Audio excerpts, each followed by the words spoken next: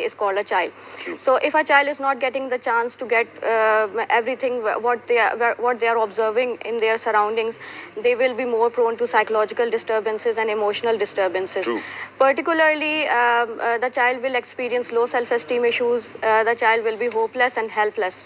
This will create long-term impact on his or her personality on the long term. And Ms. Afreen, when we speak of low self-esteem issues, do you think that when once they're going to grow up, they might not ever be able to live a normal life, or have you seen such cases, in your years of practice? Yes, it's a vicious cycle. If a person is not getting quality education, 25A is what's saying that every child must get education, quality education till the age of 16 years.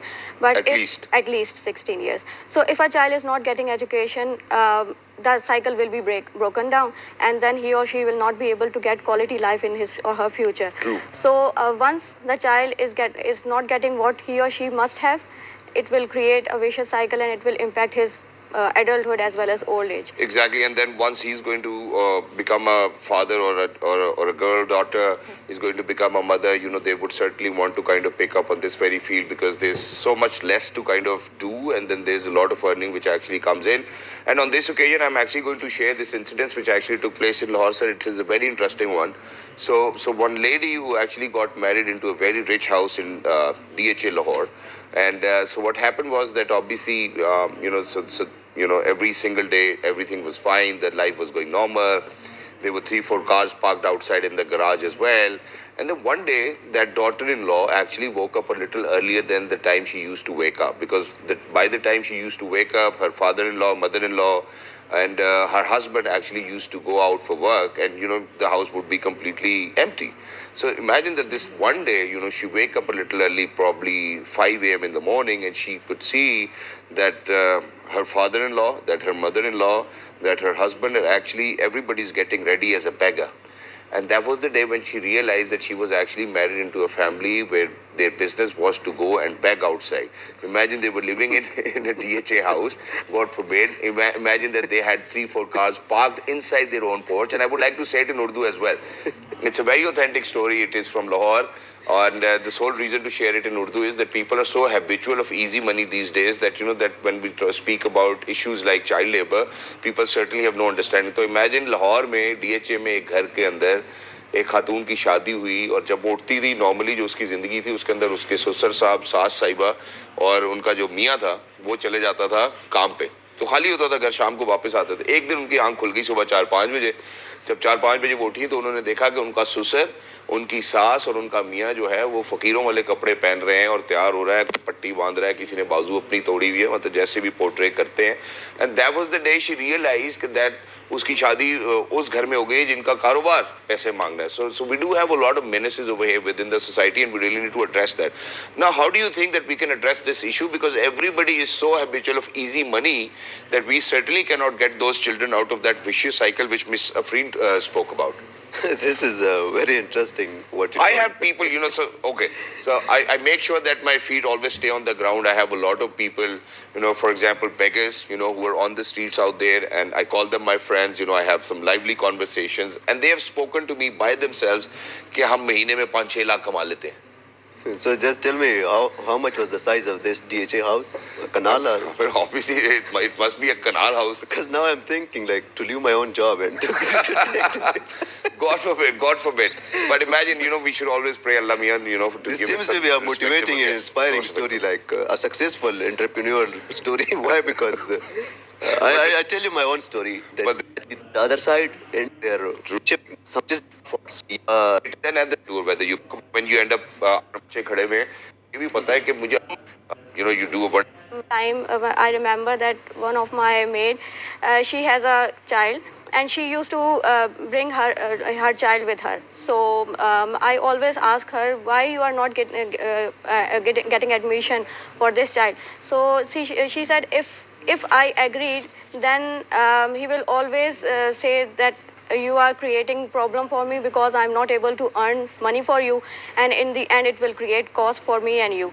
So the child is getting that information from the parents that if I'm not getting education, I am getting more and more money from an early stage. Exactly, and I think this is a question for both of you. So now this question is that I believe that there's an increase in child labor over in Pakistan because of those fathers who certainly do not do anything. Because imagine that the workforce or the domestic staff we at our homes, it's usually women, number one.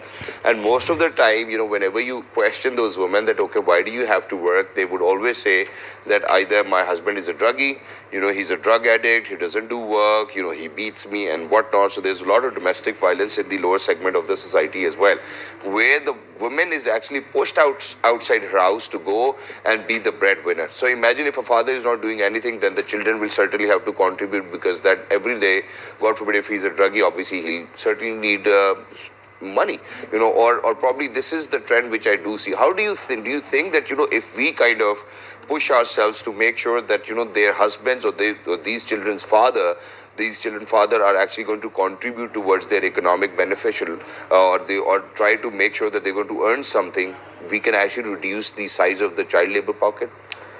This is a very interesting question, and you very interestingly analyze it as well.